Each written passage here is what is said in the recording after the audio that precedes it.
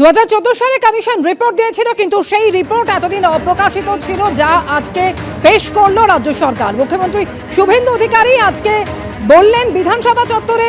এরপরে রিপোর্ট পেশ করার পর বেরিয়ে কি বললেন মুখ্যমন্ত্রী শোনাবো। আপনি কমিশনের যে রিপোর্ট দেখেছেন, তাতে করে কেন এই গোটা বিষয়টাকে মমতা বন্দ্যোপাধ্যায় এতদিন সামনে আনেনি? আমার মনে হয়েছে যে শহীদ পরিবারের প্রতি তার উদাসীন বা উন্নাসিকতা, নইলে কেউ এরকম অপরাধ করে 25 লক্ষ টাকা কমিশন দেওয়ার পরে তাদেরকে 2 লক্ষ টাকা দিয়েছে, 5 লক্ষ টাকা আহতদের দেওয়ার কথা বলেছে, 15,000 টাকা দিয়েছে।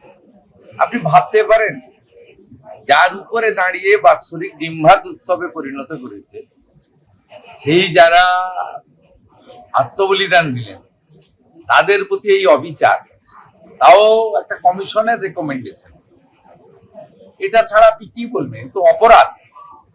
দ্বিতীয়ত হচ্ছে, সুশান্ত চ্যাটার্জি নিজে বলছেন তার রিপোর্টে যে কোনো তথ্য আমাকে দেওয়া হয়নি রাইটার্স থেকে।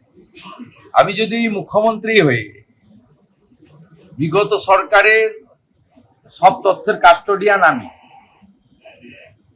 যে কেউ আরটিআই এর মধ্যে দিয়ে চাইলে পেতে পারি, আমরা মনে করলে প্রকাশ করতে পারি। কোনো হাইকোর্ট সুপ্রিম কোর্ট যদি তদন্ত করে রিপোর্ট চায়, আমি দিতে বাধ্য। যদি খুঁজে না পাওয়া যায়, তৎকালীন যে দায়িত্বে ছিল তার বিরুদ্ধে এফআইআর করতে আমি বাধ্য। কোনো তথ্য কাগজই দেয়নি। এবং সবচেয়ে বড় উইটনেস হিসেবে দাবি করেন প্রাক্তন মুখ্যমন্ত্রী মমতা ব্যানার্জি, তিনি নিজে সাক্ষ্য দিতে চাননি। তাকে তো কমিশনে যাওয়ার দরকার ছিল না। বুদ্ধবাবুকে যেমন প্রশ্ন পাঠিয়েছিল, তাকে প্রশ্ন পাঠাতে উত্তর দিয়ে দিতেন। ভার্চুয়ালি কমিশনকে তিনি উত্তর দিতে পারতেন।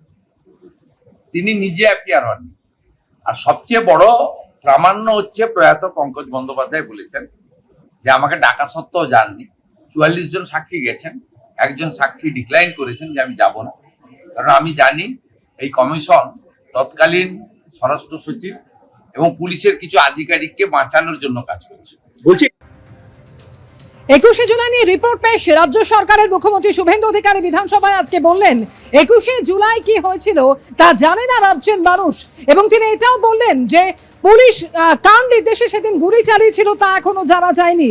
এবং একই সঙ্গে তিনি আরো বলেছেন যে 21শে জুলাইকে ব্যবহার করে অনেকে অনেক কিছু করে নিয়েছেন। বিমান বসু, প্রদীপ ভট্টাচার্য, মঞ্জু কুমার মজুমদার, কিরণময় নন্দ, সব মিলিয়ে মোট 44 জনকে কমিশন ডেকেছিল। সবচেয়ে বড় সাক্ষী বলে যিনি দাবি করেন, তাকেই ডাকেনি কমিশন। এবিপি আনন্দ, এগিয়ে থাকে, এগিয়ে রাখে।